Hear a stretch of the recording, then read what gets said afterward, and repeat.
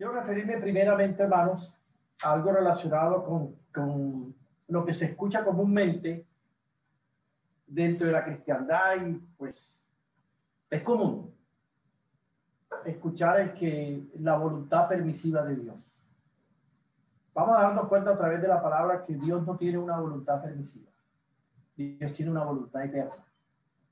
Dios permite cosas, pero el que Dios permita cosas es ajeno o está lejos de por ello considerar que Él tiene una voluntad permisiva.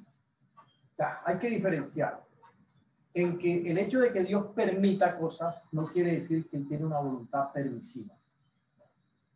Vamos a mirar por lo menos en 1 Samuel 8, del 1 al 7, no lo vamos a leer, ustedes conocen la historia, que es la elección del rey Saúl.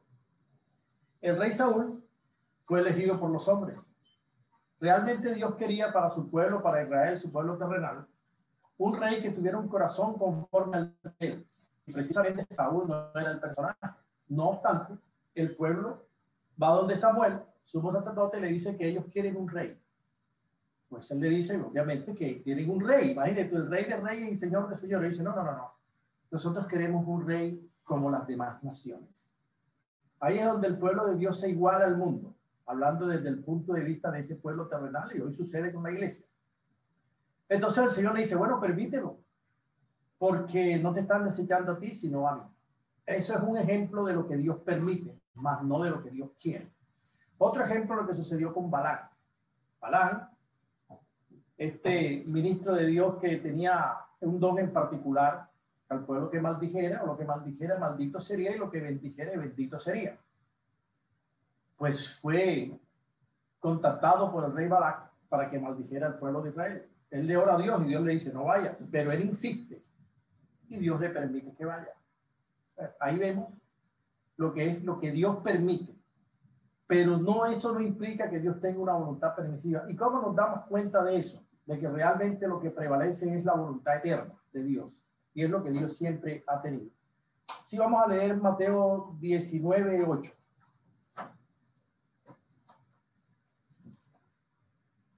Mateo 19:8.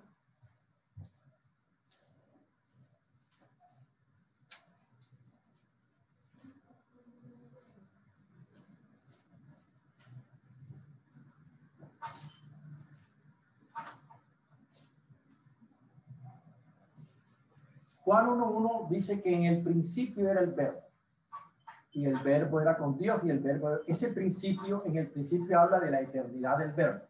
Sí, porque ese versículo no solamente habla de la coexistencia y de la divinidad del verbo, sino también de la eternidad. Dice en el principio. Ese principio quiere decir que él ha existido juntamente con el Padre eternamente, en el principio. Entonces aquí en este verso el verso 8 del capítulo 19, vemos, hace referencia a cuando Moisés concedió carta de divorcio. Entonces dice así, el verso 8 dice, y les dijo, vamos a leer el 7. El 7 dice, le dijeron, hablando con Jesús, ¿por qué pues mandó Moisés dar carta de divorcio y repudiarla? Él les dijo, por la dureza de vuestro corazón, Moisés os permitió repudiar a vuestras mujeres. Mas, espero, al principio no fue así. Ese término al principio habla de cuál era o cuál es la voluntad eterna de Dios. Entonces, aclarado eso, hermano, de que no existe una voluntad permisiva en Dios, sino que Dios tiene una voluntad eterna, la cual es perfecta, y que Él permite cosas. ¿Pero por qué Él permite cosas? Precisamente por uno de esos atributos. O sea, Dios es delicado, y su delicadeza estriba en este caso en que Él no violenta la voluntad del hombre. Él creó al hombre con una voluntad propia. De hecho, Pablo dice, todo me es permitido, mas no todo conviene. ¿Verdad? Es más, cuando Dios creó al hombre, Él sabía que el hombre que iba a crear iba a caer. Es decir, Dios no predeterminó la caída, Él la previó. No obstante, Él no cambia, porque en Él no hay mudanza ni sombra de variación. Esa es la voluntad eterna de Dios, pero Él permite cosas. ¿Por qué? Porque Él creó una criatura, valga la redundancia, con una voluntad propia y lo deja en libertad. Entonces, vemos cosas que Dios permitió, la elección de Saúl, el que Balán fuera a maldecir el pueblo como Balac al pueblo de Israel. Y quiero detenerme en el templo. El templo fue otra de las cosas que Dios permitió, pero Dios nunca quiso. Ya, y él permitió por la ignorancia que lo adoraran como los paganos adoraban a sus dioses paganos, que lo adoraban en templo, pero Dios nunca quiso que le construyeran un templo. Es más, si nosotros buscamos de Génesis y Apocalipsis, nos vamos a dar cuenta de que nunca los cristianos construyeron un templo. ¿No es cierto? Aún los apóstoles, siendo judíos, nunca se les dio por ello. Te vamos a detenernos un poco, vamos a solamente a tener la lectura porque de allí vamos a entrar realmente a lo que vamos a considerar propiamente. Vamos a ir a Primera de Crónicas. Primera de Crónicas 17. Voy a hacer una lectura para darnos cuenta de que la construcción del templo fue algo que Dios permitió y que como consecuencia de ello después vimos destruido. Pero entonces vamos a detenernos un poco en la razón por la cual. Amén. Entonces estamos en Primera de Crónicas 17, es un pasaje que todos conocemos, lo hemos compartido muchas veces, pero bueno, la palabra es viva y siempre nos trae algo nuevo y fresco, a pesar de que leamos los mismos pasajes. Amén. Damos gracias al Señor por su palabra. Dice, aconteció que morando David en su casa, dijo David al profeta Natán, he aquí yo habito en casa de cedro y el arca del pacto de Yahvé debajo de cortinas. No sé si los hermanos se ubican en el por qué está hablando debajo de cortinas. Porque es que el arca estaba ¿dónde? En el lugar santísimo. El lugar santísimo, que es una de las tres partes que conforman el tabernáculo, ¿verdad? Y ese tabernáculo estaba formado por 10 cortinas, ¿verdad? Cortinas de lino retorcido, todo eso pues que habla de la persona y de la obra del Señor. Entonces, por eso él se refiere aquí, estaban bajo cortinas, dice, el arca del pacto Yahvé debajo de cortinas. Y Natán dijo a David, haz todo lo que está en tu corazón porque Dios está contigo. Es decir, David tuvo la idea de construirle una casa a Dios. ¿No? Dice, en aquella misma noche vino palabra de Dios a Natán diciendo, ve y di a David mi siervo, así ha dicho Yahvé, tú no me edificarás casa en que habite. Mira, tajante, determinante, tú no me edificarás casa. Es Dios hablando a través del profeta. Tú no me edificarás casa. O sea, Dios no quiere. Porque el verso 5 y dice la razón por la cual, dice, porque no he habitado en casa alguna desde el día que saqué a los hijos de Israel hasta hoy. Antes estuve de tienda en tienda y de tabernáculo en tabernáculo. Por donde quiera que anduve con todo Israel, ahí el Señor formula un interrogante. ¿Hablé alguna palabra a alguno de los jueces de Israel a los cuales mandé que apacentasen a mi pueblo para decirles, ¿por qué no me edificáis una casa de cedro? Por tanto, ahora dirás a mi siervo David, así ha dicho Yahvé de los ejércitos, yo te tomé del redil de detrás de las ovejas para que fueses príncipe sobre mi pueblo Israel. Y he estado contigo en todo cuanto has andado, y he cortado a todos tus enemigos de delante de ti, y te haré gran nombre, como el nombre de los grandes de la tierra. Asimismo he dispuesto lugar para mi pueblo Israel, y lo he plantado para que habite en él, y no sea más removido, ni los hijos de iniquidad lo consumirán más, como antes. Y desde el tiempo que puse los jueces sobre mi pueblo Israel, más humillaré a todos tus enemigos, te haré saber además que Yahvé te edificará casa. Ojo, mira el cambio. La intención del corazón de David era construirle una casa a Dios. Y dice, no, tú no me edificarás casa. Yo, Dios, te edificaré casa. A ti. ¿Verdad? Entonces, es interesante esta parte, ¿verdad? Entonces el 11 dice, y cuando tus días sean cumplidos, para irte con tus padres, levantaré descendencia después de ti, a uno de entre tus hijos, y afirmaré su reino. Aquí es donde David cree que ese hijo al cual se está refiriendo es Salomón. Pero por lo que sigue a continuación nos damos cuenta que se está refiriendo a Jesús, porque Jesús es la descendencia de David, ¿verdad? Entonces el verso 12, Él, o sea, tu hijo, le dice, él me edificará casa y yo confirmaré su trono eternamente. Esa palabra eternamente, pues ya nos debe revelar de que Salomón no tuvo un trono eterno, un reino eterno. Se está refiriendo a Jesús, ¿verdad? Entonces dice, yo le seré por padre y él me será por hijo, y no quitaré de él mi misericordia como la quité de aquel que fue antes de ti. Verso 14, sino que lo confirmaré en mi casa y en mi reino eternamente, y su trono será firme para siempre. O sea, un trono sempiterno. Obviamente que no se está refiriendo a Salomón, se está refiriendo a Jesús. El punto es este. El punto es que esto nos deja claro que Dios nunca quiso que lo construyeran templo. O sea, esto es otro de los hechos que muestran que Dios lo permitió, ¿verdad? Y de hecho, Dios, aún de esas cosas que Él no desea y suceden, nuestro Dios es un Dios recursivo. El de lo malo saca lo bueno. De hecho, hay unas medidas específicas para ese templo.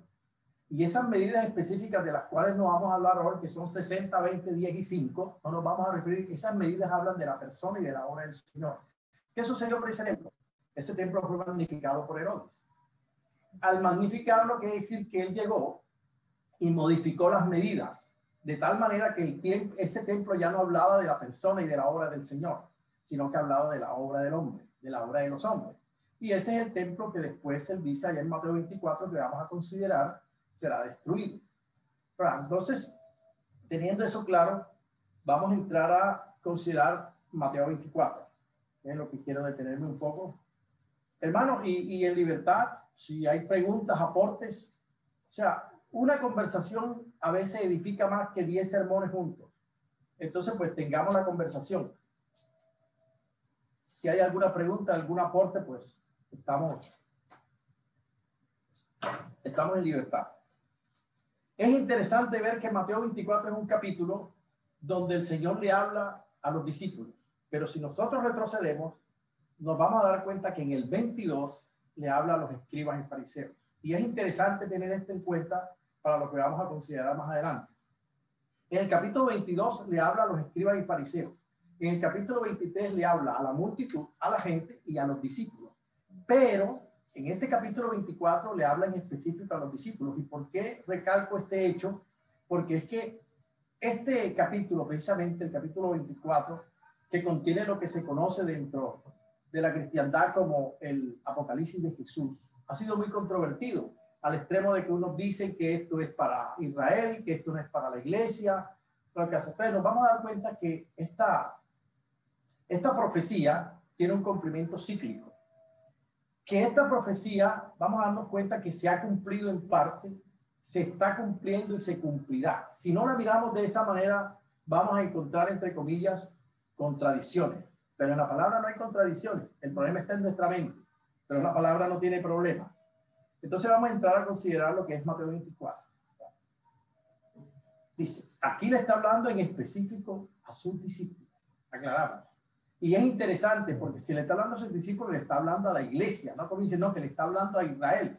Él aquí va a hacer referencia a cosas que acontecieron en el tiempo relacionadas con Israel y a cosas que están aconteciendo hoy relacionadas con la iglesia y con Israel y a cosas que van a acontecer y que obviamente se relacionan con esos dos pueblos porque Dios tiene dos pueblos. Tiene un pueblo natural y un pueblo espiritual. Por eso le dijo a Abraham, tu descendencia será como la arena de los mares, que hace referencia a un pueblo terrenal, y como las estrellas de los cielos, que hace referencia a un pueblo celestial. Algunos han considerado que cuando él habla de la arena de los mares y las estrellas de los cielos es como para redundar en que es un pueblo abundante, pero no. De hecho está haciendo diferencia entre un pueblo natural y un pueblo celestial o espiritual, que es la iglesia, y su pueblo terrenal es Israel. Entonces dice, cuando Jesús salió del templo, el capítulo 24 desde el verso 1. Cuando Jesús salió del templo y se iba, se acercaron sus discípulos para mostrarle los edificios del templo. Hermano, como decíamos en el capítulo 23, él está hablando a la multitud y a los discípulos. Y no está hablando cualquier cosa. Él está hablando de una sentencia. Acaba de proferir una sentencia a Jesús en el capítulo anterior. Israel tenía la profecía acerca de la visitación del Mesías en tiempo específico. Israel fue indiferente. a esa profecía manifestada, revelada. Fue diferente. Consecuencia de ello vino una sentencia, que es lo que nosotros podemos leer. Vamos a leer aquí en el capítulo, en el versículo 37 del capítulo 23 para entrar en contexto.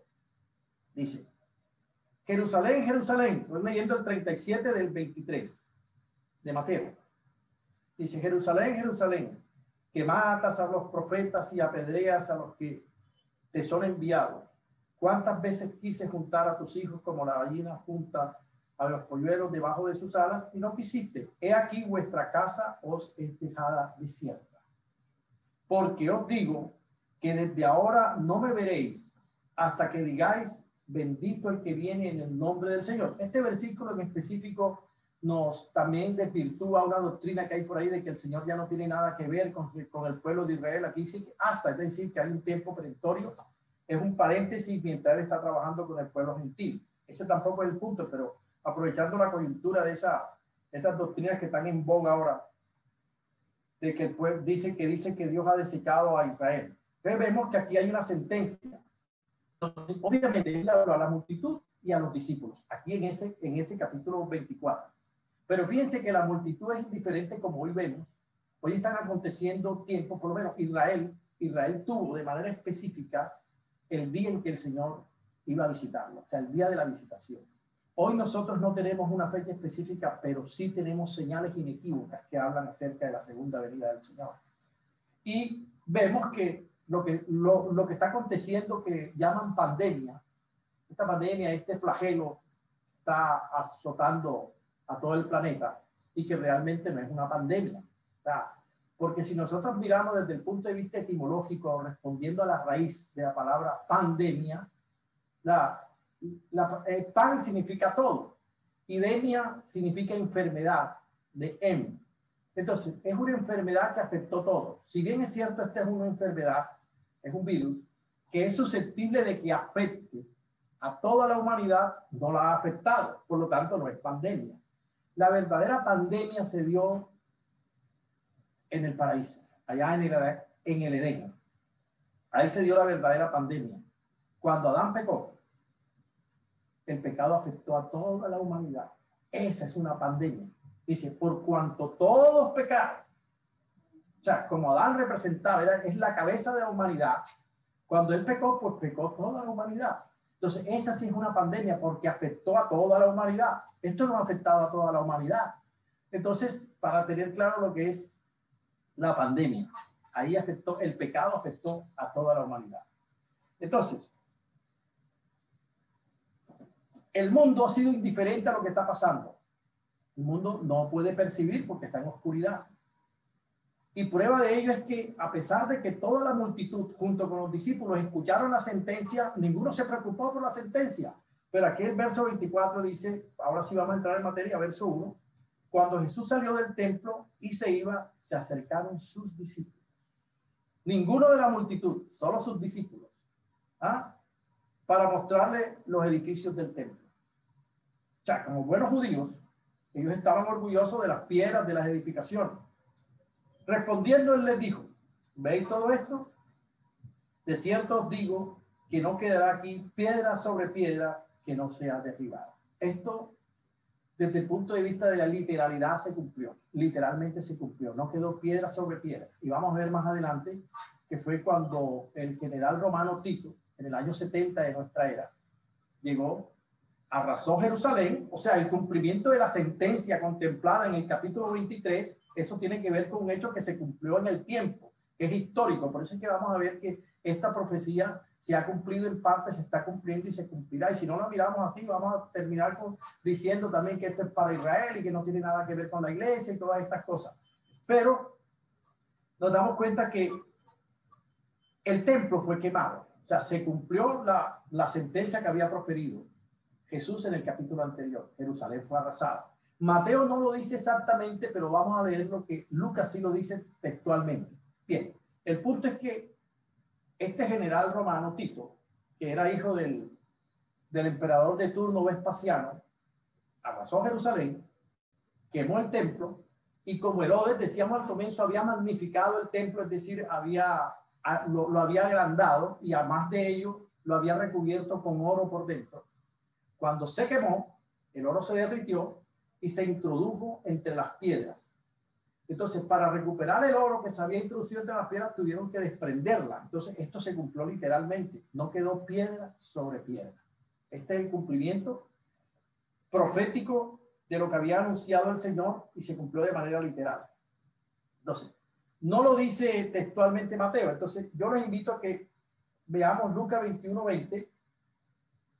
Lucas 21. Así rapidito, hermanos.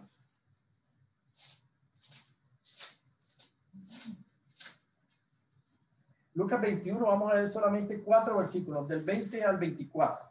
Dice así: pero cuando viereis a Jerusalén rodeada de ejércitos, en cumplimiento de la sentencia que había proferido, sabed entonces que su destrucción ha llegado. Jerusalén.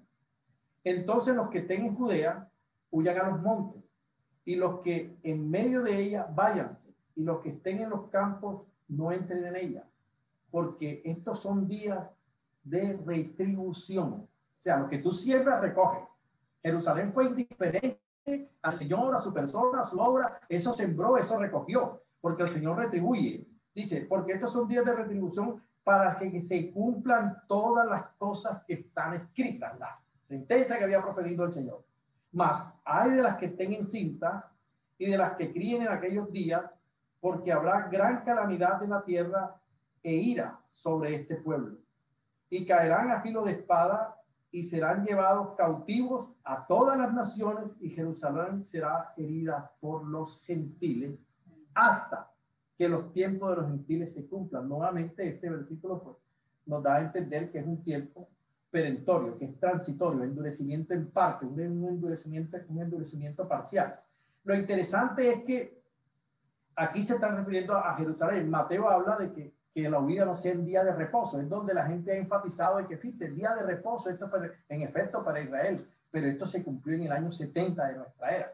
Por eso el énfasis es que esta profecía en parte se ha cumplido, se está cumpliendo y se cumplirá. Amén.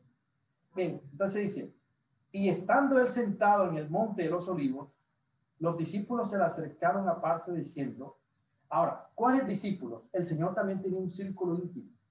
A pesar de que eran 12 los que andaban con él, él tenía un círculo íntimo. Si bien es cierto, Mateo no dice quiénes fueron los que se le acercaron en específico, nosotros vamos a verlo en Marcos 13, 3, 4.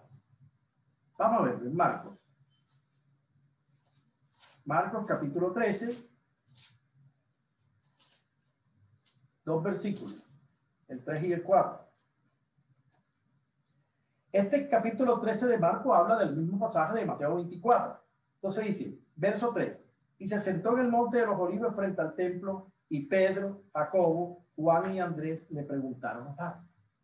Aquí vemos estos 4 apóstoles en específico, que entre otras cosas son hermanos entre sí, porque Andrés y Pedro son hermanos entre sí, y Jacobo, que es Santiago, y Juan son hermanos entre sí, que son los hijos de Zebedeo.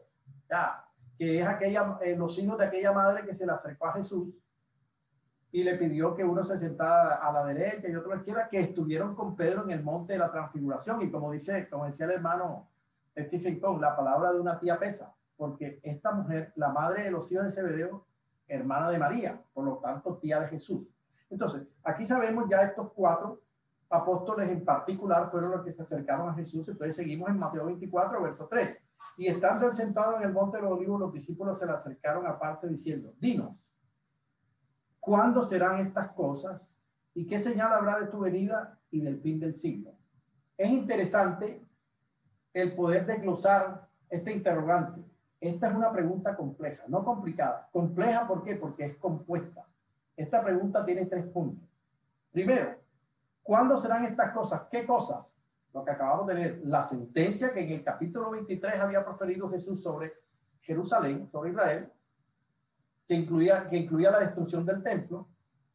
Primer punto de la pregunta. Segundo punto, ¿qué señal habrá de tu venida? Y tercer punto, y del fin del siglo. Entonces vemos que es una pregunta compuesta. Entonces aquí es donde tenemos que tener el discernimiento que cuando el Señor comienza a responder, O sea, ¿qué respuesta se ajusta a cada uno de estos tres puntos? Si no lo tenemos claro, vamos a encontrar, como ha encontrado mucha gente, confusión, contradicciones, bueno, todas estas cosas. Pero entonces, y es interesante cómo comienza la respuesta del Señor Jesús. ¿Por qué? Porque es que hay muchos que han dicho, no, es que los escogidos no van a ser engañados. No, esto sale de la boca del Señor Jesús. ¿Ah? A viva voz él dice, verso 4, respondiendo Jesús le dijo, mirad que nadie os engañe. Si Jesús le advierte a los discípulos, le está hablando a la iglesia, mirad que nadie os engañe, hermano, porque esto implica que es susceptible de que los creyentes seamos engañados. Esto es una realidad. Sale de viva voz de la boca del Señor Jesús. Mirad que nadie os engañe, porque vendrán muchos en mi nombre, diciendo, yo soy el Cristo, y a muchos se engañarán. Hermano, esto está al orden del día, como compartíamos ayer. A raíz, desde los mismos tiempos del Señor, a raíz del gnosticismo, cuando los gnósticos dicen que Jesús es un hombre cualquiera. Pero nosotros sabemos que Jesús no es un hombre cualquiera. No. Jesús, ¿qué representa? Jesús hace referencia a cuando Dios se hace hombre, cuando Dios se humana. O sea, no es cualquier hombre. Jesús es Dios humanado, Dios hecho hombre. No como dice el gnosticismo, que Jesús era un hombre cualquiera y que cuando Juan lo bautizó, la persona divina se introdujo en él en forma de paloma y que esa misma persona divina en la cruz del Calvario lo abandonó. De tal manera que cualquier persona puede ser Cristo, la cual se le dispensa o invade la persona divina y ya, entonces ese es el Cristo. Eso viene a raíz de todo ello y eso está a la orden del día. Hay como 2,000 o 3,000 que dicen ser el Cristo. Es más, hoy por hoy, los mal llamados creciendo en gracia, y digo mal llamados porque el Señor a través de Pedro dice crecerte en la gracia. Nosotros tenemos que crecer en la gracia. Esos son mal llamados creciendo en gracia. Hoy por hoy ellos no tienen a Jesucristo, sino a Jesucristo. Porque dicen que Cristo ahora es una mujer. Que Cristo llegó y se dispensó, la persona divina de Cristo se dispensó en la esposa de José Luis de Jesús Miranda, que murió, que decía antes que él era el Cristo. Entonces todas estas cosas es para que nosotros tengamos la suficiente base para hacer defensa de nuestra fe con argumentos bíblicos. Entonces dice acá, vendrán muchos diciendo yo soy el Cristo, ¿ah? Y a muchos engañarán. Eso José Luis de Jesús Miranda, que de lo único que hablaba es que de la calidad de la cocaína de Colombia y todas estas locuras, y tenía seguidores en el mundo entero. Nunca hizo un milagro, nunca hizo nada de estas cosas, no hizo nada sobrenatural y tenía seguidores en el mundo entero de tal manera que no, ni siquiera lo llamaban por su nombre, le decían papito. ¿Ya? Entonces, bueno, sigamos. Entonces dice el verso 6, y diréis de guerra y rumores de guerra, mirad que no os turbéis, porque es necesario que todo esto acontezca, pero aún no es el fin. Hermano, aquí hay que resaltar una palabra. ¿Cuál es la palabra que hay que resaltar aquí? Es necesario. O sea, es una necesidad. ¿De qué? Oiréis de guerra y rumores de guerra. Mirad que no os turbéis, porque es necesario. O sea, es necesario. De tal manera que es abíblico, por lo menos cuando se escucha de que Rusia, que los barcos se están acercando, que son los de Estados Unidos, que Venezuela amenaza a Colombia, que lo va a atacar, que va a haber guerra. Entonces, hay hermanos que oran para evitar esto. No, hermanos, es necesario. Y es necesario, ¿sabe por qué, hermano? Porque si nosotros vamos allá a Zacarías 1 y Zacarías 6, nos habla de unos caballos. Y dice que esos caballos, ¿quién los echó a andar? Los echó a andar Dios mismo. Voy a ir rapidito a Zacarías para que miremos esto. Zacarías 1, del 7 al 10, ¿por qué es necesario? ¿Por qué la palabra necesario ahí implica de que todo lo que Dios manda es necesario? Es más, Dios sabe qué tipo de aflicción necesitamos cada uno de nosotros.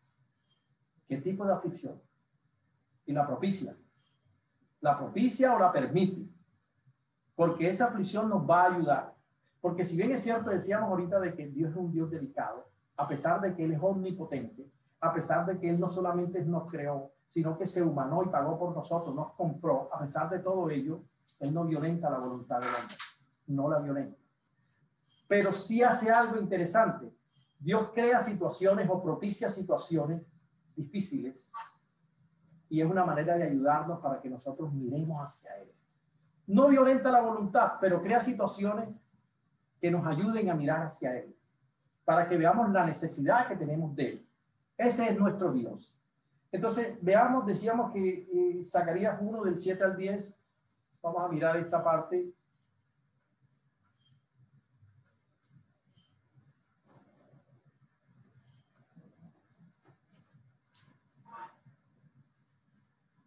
Perfecto, aquí está. Zacarías 1, del 7 al 10, dice, la visión de los caballos. Dice, a los 24 días del mes 11, que es el mes de Sebat, en el año segundo de Darío, vino palabra de Yahvé al profeta Zacarías, hijo de Berequías, hijo de Iddo, diciendo, vi de noche, he aquí un varón que cabalgaba sobre un caballo alazán, el cual estaba entre los mirtos que había en la hondura, y detrás de él había caballos alazanes, overos y blancos. Alazanes pues son caballos rojos, overos son caballos pintos o pintados, y blancos. Dice, entonces dije, ¿qué son estos, Señor mío? Y me dijo el ángel que hablaba conmigo, yo te enseñaré lo que son estos. Y aquel varón que estaba entre los mirtos respondió y dijo, estos son los que Yahvé ha enviado a recorrer la tierra. Entonces, ¿quién envía? Esto si nosotros lo concordamos con Apocalipsis 6, que habla de los sellos, que el primer sello es el caballo blanco, el segundo sello el caballo rojo, el tercer sello el caballo negro, el cuarto sello el caballo lívido o amarillo, es lo mismo. Esos caballos los mandó a cabalgar por toda la tierra Dios mismo. Entonces, por eso es una necesidad que haya. ¿Por qué? Porque en Apocalipsis el primer caballo, el blanco, representa el evangelio. Pero el segundo caballo, que es el rojo, representa la guerra. El tercer caballo representa el hambre. Y el cuarto caballo representa la muerte. Entonces aquí habla de guerra y rumores de guerra. Es necesario. ¿Por qué, hermano? Porque es que Dios manda a cabalgar estos caballos de manera simultánea. El caballo blanco que representa el evangelio, que bueno, también ha habido tanta controversia con respecto a esto, que no es el evangelio, que es el anticristo, pero bueno, un día vamos a través de la palabra vamos a ver que sí es el evangelio. Es más, eso ni siquiera habla de personas, sino de personificaciones, que es una situación distinta. No es lo mismo una persona que una personificación. Amén. Entonces, aquí nos muestra de que estos caballos los mandó a cabalgar. Y el Señor sabe lo que necesitamos. Por eso es una necesidad. Por eso dice, no os turbéis. ¿Verdad? Y hay otro ejemplo, por lo menos en Zacarías 6, pero no lo vamos a mirar. Vamos a volver a Mateo 24. Entonces íbamos por el verso 6. Dije, porque se levantará nación contra nación y reino contra reino, y habrá pestes y hambres y terremotos en diferentes lugares. Precisamente esos caballos, el uno representa, el Señor dice, el último caballo, el amarillo, dice que matará con mortandad, o sea, la peste. Y es que es lo que estamos viviendo actualmente, ¿verdad? Entonces dice el verso 8, y todo esto será principio de dolores. Entonces se entregarán a tribulación y os matarán. Entonces, os entregarán a tribulación y os matarán, y seréis aborrecidos de todas las gentes por causa de mi nombre. Este versículo también nos habla de manera clara de que la iglesia va a pasar por la gran tribulación. Porque ustedes saben que por ahí hay una doctrina pretribulacionista que dice que la iglesia va a ser arrebatada antes de la gran tribulación. Esa doctrina habla de dos venidas, de una venida privada y de una venida pública. Y fundamentan el hecho de la venida privada en una expresión que hay en la Sagrada Escritura que dice que el Señor vendrá como ladrón en la noche. Y en Apocalipsis dice que Él vendrá y todo ojo le verá. Entonces, ellos hablan de dos momentos. El primer momento es como ladrón en la noche, se lleva a la iglesia y después viene públicamente y todo ojo le verá, lo cual no es cierto y eso lo vamos a desvirtuar por la palabra. Ladrón en la noche porque no sabemos cuándo, pero cuando se produzca ese cuándo, todo ojo le verá, o sea, es un solo momento, no son dos momentos. Entonces, y aquí pues ya nos va introduciendo en esa realidad de que entonces os entregarán a tribulación y os matarán y seré aborrecido de toda la gente por causa de mi nombre. Muchos tropezarán entonces y se entregarán unos a otros y unos a otros se aborrecerán. Hermanos, no solamente entre familiares se va a dar en el momento de la persecución, de que familiares entreguen a familiares, sino también entre hermanos de la vida de la iglesia se va a dar, hermanos. O sea, es más, ya se está dando. Lo que es en Turquía, en Sudán, en Arabia, todas estas cosas, hermanos, ya la persecución se está dando, es una realidad. En Egipto. Y muchos falsos profetas se levantarán y engañarán a muchos. Ahí está, engañarán a muchos, lo está diciendo el Señor, aquí está hablando el Señor.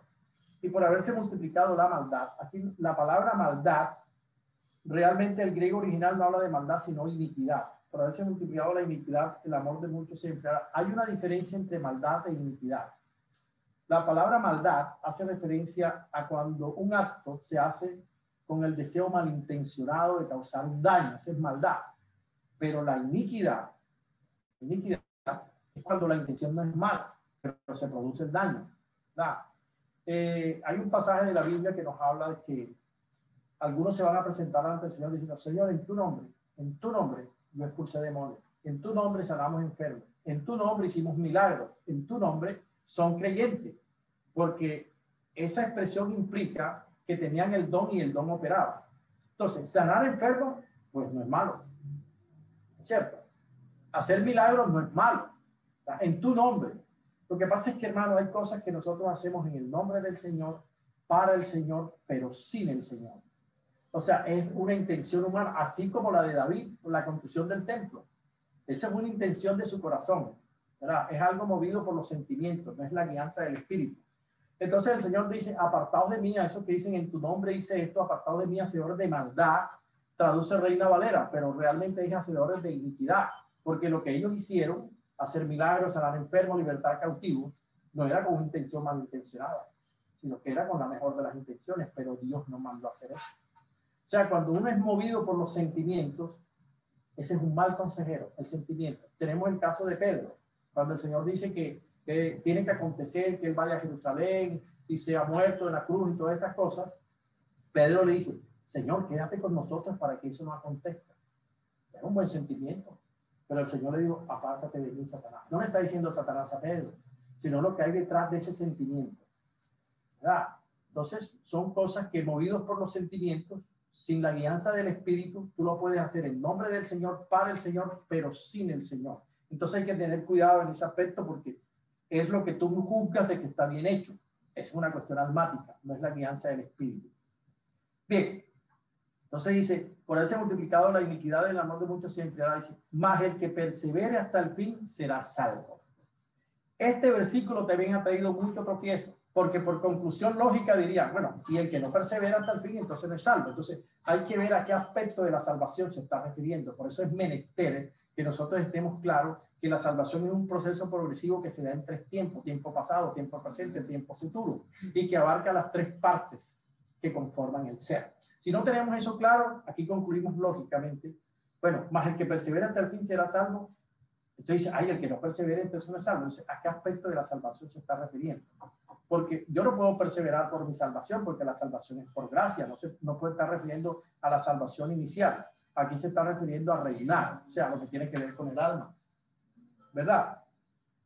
Entonces, ya los hermanos conocen lo que habla segunda de Corintios 1, 9 y 10, que habla de los tres tiempos de la salvación, el cual nos salvó, nos salva y nos salvará de tan gran muerte. Entonces, si no tenemos esto claro, este versículo también va a traer cierta confusión, pero nosotros lo tenemos claro por la misericordia del Señor.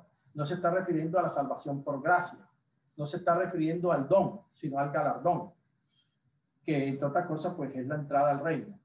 Entonces dice: y será predicado este evangelio del reino en todo el mundo para testimonio de todas las naciones, y entonces vendrá el fin. Aquí me voy a detener un momentico. Predicado el evangelio del reino. El apóstol Pablo dice que si alguien viene predicando otro evangelio, y él enseguida aclara, y no es que haya otro evangelio, el evangelio es uno, ¿verdad? Pero aquí Jesús está hablando del evangelio del reino. Entonces yo voy a ir un momentico aquí a Hechos 20, 24. Si quieren acompañarme en la lectura, hermano. Hechos 20, 24.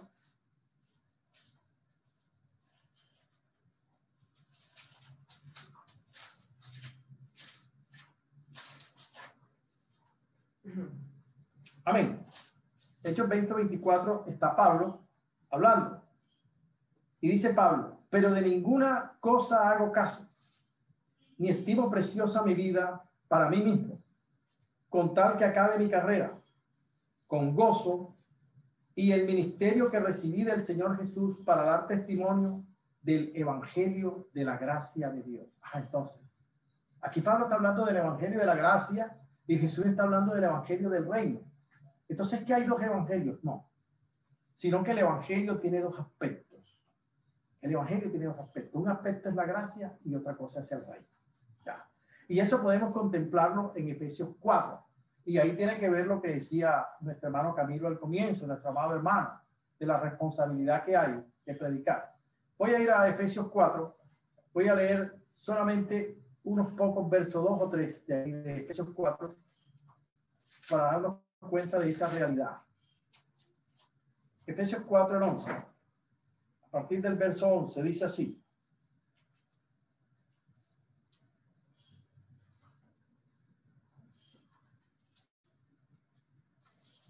Y él mismo, refiriéndose a Dios, y él mismo constituyó a unos apóstoles, a otros profetas, a otros evangelistas, a otros pastores y maestros. Son 5 ministerios básicos.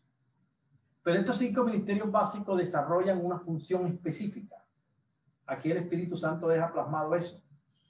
Constituyó esto, verso 12, a fin, o con el propósito, o para, a fin de perfeccionar a los santos. Los santos es todos los creyentes, amados hermanos y hermanas, todos, a fin de perfeccionar a los santos para la obra del ministerio, para la edificación del cuerpo de Cristo. Por lo general, cuando nosotros hablamos de los obreros, nos vamos a la obra apostólica. Los obreros de la obra apostólica, pues son solo los apóstoles. Pero aquí está hablando de perfeccionar a los santos para la obra del ministerio. O sea, que hay un ministerio del cual todos los santos y santas pertenecen en común. ¿Cuál es ese ministerio? Vamos a leerlo nuevamente. El verso 12, a fin de perfeccionar a los santos para la obra del ministerio. O sea, somos obreros todos de ese ministerio, para la edificación del cuerpo de Cristo. Entonces, vemos dos aspectos aquí, la obra del ministerio y la edificación del cuerpo. Aquí vamos a ver el aspecto de la gracia y el aspecto del evangelio del reino. Entonces vamos a ir a donde vemos lo del ministerio. Segunda de Corintios 5:18. Segunda de Corintios 5:18. Ahí nos muestra cuál es ese ministerio del cual todos somos obreros en común.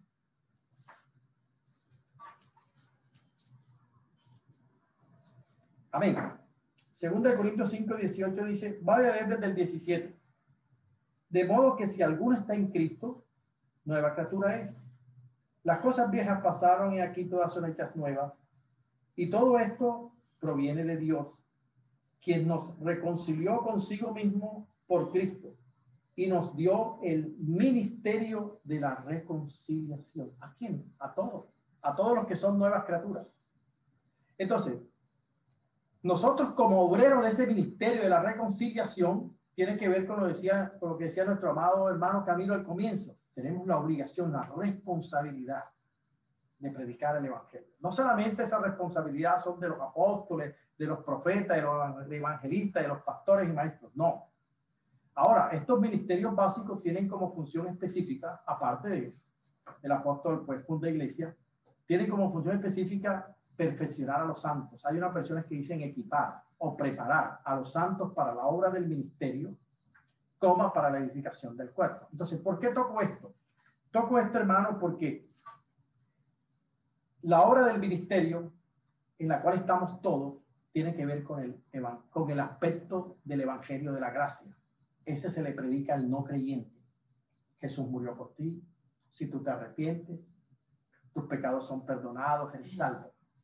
Ese es lo que dice Pablo, el evangelio de la gracia. Pero Jesús está hablando aquí en Mateo 24, cuando se ha predicado este evangelio del reino, que el evangelio del reino ya no se le predica a los no creyentes, sino a los creyentes. ¿Por qué? Porque es para la edificación del cuerpo. Entonces, nuevamente, voy a repetir esto. Estos 5 ministerios tienen la función, la tarea de perfeccionar a los santos para la obra del ministerio, el aspecto de la gracia, como para la edificación del cuerpo. Entonces tiene que ver con esos dos aspectos del evangelio. Entonces, la gracia se le predica al no creyente, pero la edificación del cuerpo es para el creyente. ¿Ah? Entonces, la gracia tiene que ver con la primera venida del Señor. El Señor vino a morir por nuestros pecados, vino a morir por nosotros. Es decir, Él no solamente muere por lo que hicimos, sino también por lo que somos. Pero ahora la gracia, el evangelio del reino tiene que ver con la segunda venida del Señor. Ya la segunda venida del Señor no tiene nada que ver con el pecado, ya Él viene a galardonar. Yo vengo y me galardono conmigo para recompensar a cada cual según haya hecho. Eso tiene que ver con la obra. Eso tiene que ver con ese aspecto de que el que persevera hasta el final será salvo. Tiene que ver con ese aspecto de la salvación. Amén, hermanos. Seguimos en Mateo 24.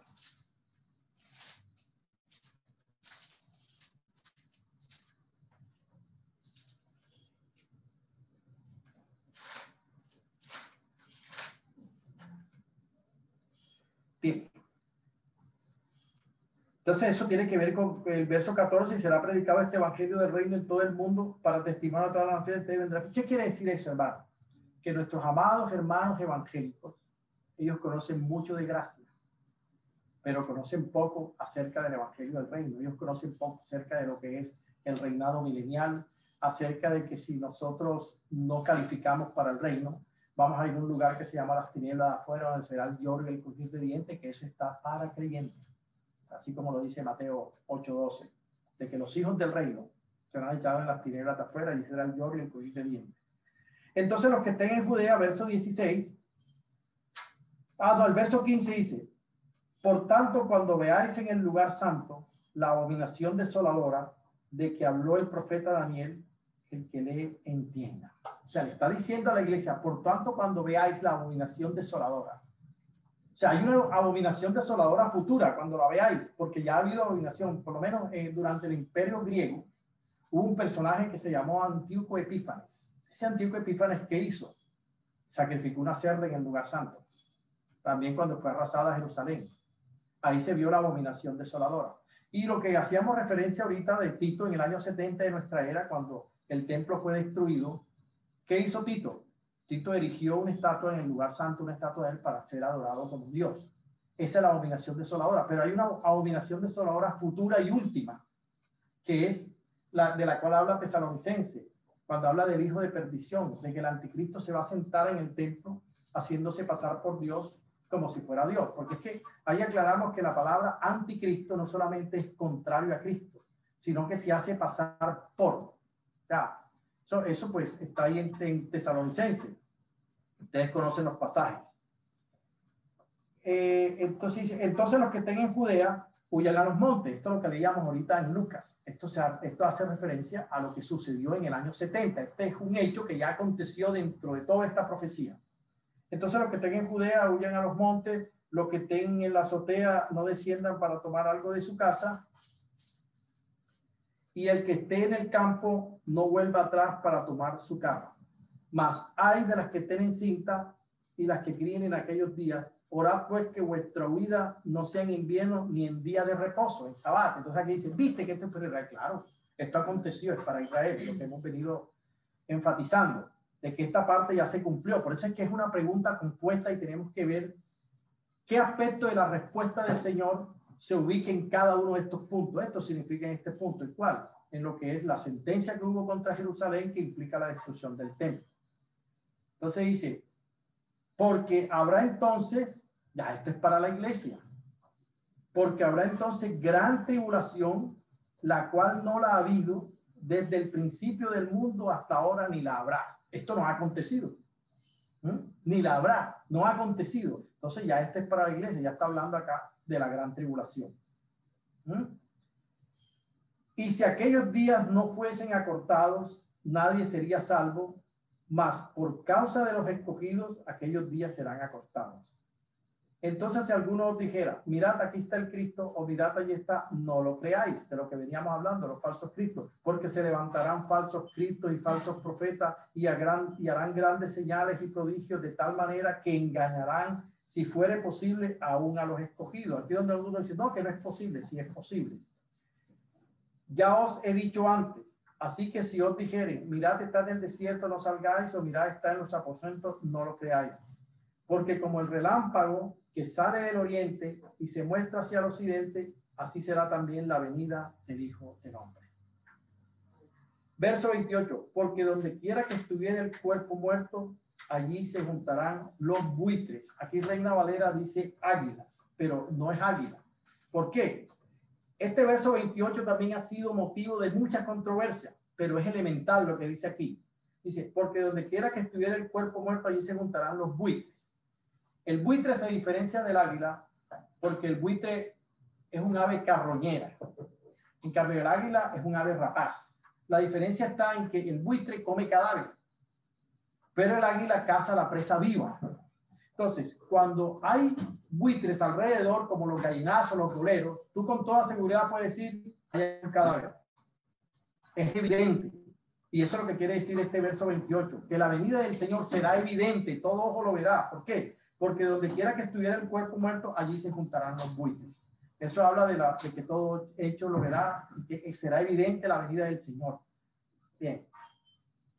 Entonces la venida del Hijo del Hombre dice, e inmediatamente después de la tribulación de aquellos días, el sol se oscurecerá y la luna no dará su resplandor y las estrellas caerán del cielo y las potencias de los cielos serán conmovidas. Ya está hablando del segundo punto, las señales. El verso 29, inmediatamente después de la tribulación de aquellos días, bueno, lo leímos. El verso 30. Entonces aparecerá la señal del Hijo del Hombre en el cielo, y entonces lamentarán todas las tribus de la tierra y verán al Hijo del Hombre viniendo sobre las nubes del cielo con poder y gloria. Con relación a la primera venida del Señor, pues hubo mucha incredulidad, pero con la segunda venida del Señor, hermano, todos, creyentes y no creyentes, van a ver la manifestación de la gloria de Dios. Por eso se llama la epifanía de la parucía, que es la manifestación gloriosa de la segunda venida del Señor. ¿Verdad? Entonces, es interesante, decíamos ahorita, que aquellos pretribulacionistas que hablan de dos venidas, ellos dicen, el Señor viene públicamente y se va a llevar la iglesia antes de la gran tribulación, basada esa teoría en el hecho de que viene como ladrón en la noche. Hay un versículo que desvirtúa todo ese andamiaje, lo tumba, un solo versículo. Ahora, nosotros tenemos que tener claro qué es la gran tribulación. Hermano, la gran tribulación es un gobierno. Si nosotros no tenemos eso claro, pues vamos a tener confusiones, claro está, cada vez que leamos lo relacionado con esto. La gran tribulación es un gobierno. Es el gobierno mundial, es el ejecutivo mundial, es el gobierno del anticristo. Entonces vamos a leer un versículo que tumba todo el andamiaje de los pretribulacionistas que basan o se fundamentan en el hecho de que el Señor viene como ladrón en la noche. Vamos a ir a Apocalipsis 16:10 y vamos a ir mirando ya otros aspectos que nos van a ayudar a esto. Apocalipsis 16:10.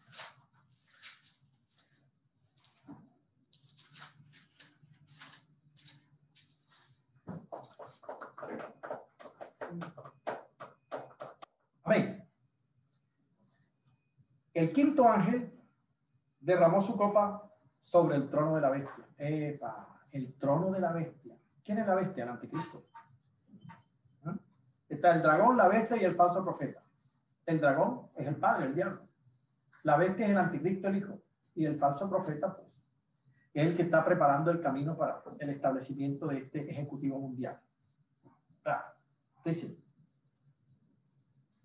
el contenido de este versículo, hermano, sin lugar a dudas, nos deja ver que ya está reinando la bestia. Ya está el gobierno del anticristo. Dice, el quinto ángel derramó su copa sobre el trono de la bestia y su reino, es un reino, es un gobierno, se cubrió de tinieblas y mordían de dolor sus lenguas.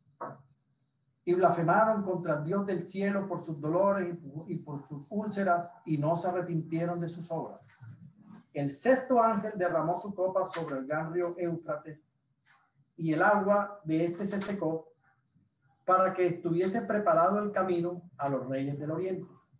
Y vi salir de la boca del dragón y de la boca de la bestia y de la boca del falso profeta 3 espíritus inmundos a manera de batracio, pues son espíritus de demonio que hacen señales y van a los reyes de la tierra en todo el mundo para reunirlos a la gran batalla de aquel gran día del Dios Todopoderoso. Verso 15, el que nos interesa. He aquí yo vengo como ladrón. Bienaventurado el que vela y guarda su ropa para que no ande desnudo y vean su vergüenza. ¿Qué quiere decir? Que ya está reinando la bestia y aún el Señor no ha venido como ladrón. Ahí este versículo tumba todo ese andamiaje de que hay una venida secreta basado en que Él viene como ladrón en la noche. Ahí se cayó. Con este versículo se cayó. Ya está reinando la bestia, que es la gran tribulación, porque es que cuando dice, cuando vea la abominación desoladora de la cual habló Daniel, Daniel está hablando de la semana número 70, de las 70 semanas de año, de las cuales está contemplada en ese libro, ¿verdad? Que son 490 años. La última semana, que es donde el anticristo hace, tú sabes que los judíos rechazaron a Jesús, porque ellos vieron a Jesús como un hombre muerto en debilidad y en la cruz. Ellos no entendieron que la victoria realmente estuvo en la muerte. Entonces ellos están esperando al Mesías, que va a ser el anti-Mesías o el anticristo.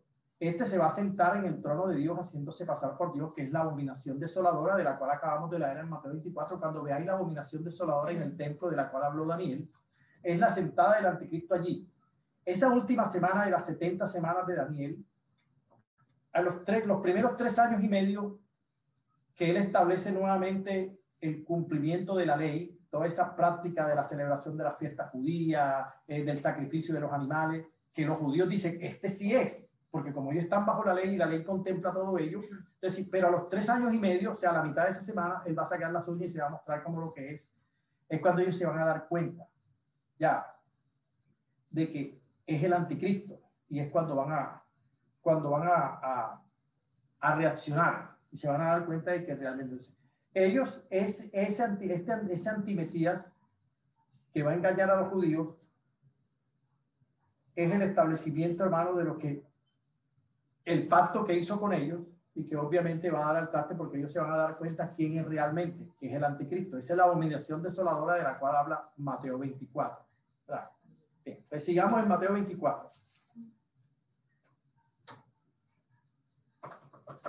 Porque tendríamos que entrar a Mateo 25 también para hablar del arrebatamiento, quiénes son los que van a ser arrebatados, todas estas cosas. Entonces, bien, enviado sobre poder y gloria. Entonces aparecerá la señal del Hijo del Hombre en el cielo y entonces lo matará. Perdón, quedamos en cuál verso, quedamos en el verso 29, ¿verdad? Inmediatamente después, en el 30 dice, entonces aparecerá la señal del Hijo del Hombre en el cielo y entonces lamentarán todas las tribus de la tierra y verán al Hijo del Hombre viniendo sobre las nubes del cielo con poder y gran gloria. Perfecto. Ahí todo el mundo, por eso es que dice que toda rodilla se doblará, porque cuando se manifieste la gloria del Señor, gracias al Señor nosotros hoy doblamos la rodilla por amor, pero hay quienes la van a doblar por juicio, donde se cumpla de que toda lengua confesará que Jesús es el Señor y toda rodilla se doblará. Aquí va a ser. Todos van a conocer la gloria de Dios, porque hoy la tierra está llena de la gloria de Dios, pero no está llena del conocimiento de la gloria de Dios, como dice Isaías, va a ser llena del conocimiento. Todos van a conocer la gloria de Dios. Y enviará a sus ángeles con gran voz de trompeta y juntará a sus escogidos de los 4 vientos desde un extremo del cielo hasta el otro. Este verso 31 voy a dirigirme a Primera Tesalonicenses para que veamos algo que tiene que ver también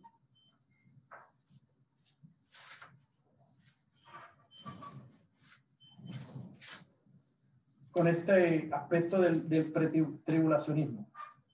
Bien, Primera Tesalonicenses en el capítulo 4, a partir del verso 13, que habla de que no nos dejemos engañar acerca de la venida del Señor.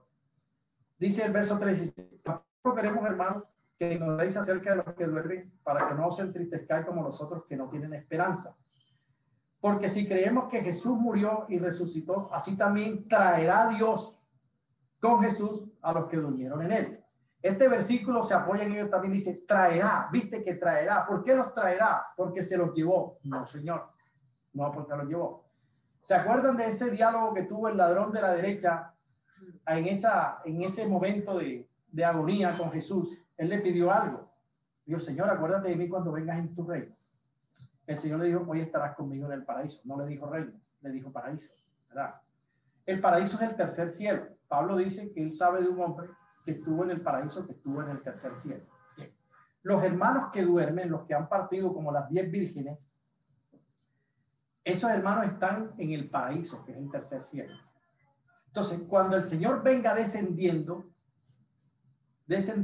que es lo que dice aquí el verso 31 de Mateo 21, enviará a sus ángeles con gran voz de trompeta y juntarán a sus escogidos de los 4 vientos desde un extremo del cielo hasta el otro. O sea, los detalles es interesante que los tengamos en cuenta, no podemos ser indiferentes. Cuando el Señor venga descendiendo en su segunda venida, lo que dice Pablo, nosotros no precederemos a los que duermen, sino que estos resucitarán primero y después nosotros seremos arrebatados. Entonces, ¿por qué Él traerá consigo? Porque los muertos en Cristo están en el tercer cielo. Entonces, cuando Él venga descendiendo, los resucita primero y viene con ellos. Por eso traerá consigo. No que los trae porque se los llevó, no. Porque aquí lo dice el verso 31 claramente. Y enviará a sus ángeles con gran voz de trompeta y juntarán a sus escogidos de los 4 vientos desde un extremo del cielo hasta el otro. De la higuera aprender la parábola, cuando ya su rama está tierna y brotan las hojas, sabéis que el verano está cerca. Así también vosotros, cuando veáis todas estas cosas, le está diciendo a la iglesia, a los discípulos, cuando veáis todas estas cosas, conoced que está cerca a las puertas. De cierto os digo que no pasará esta generación hasta que todo esto acontezca. Yo quiero dejar hasta aquí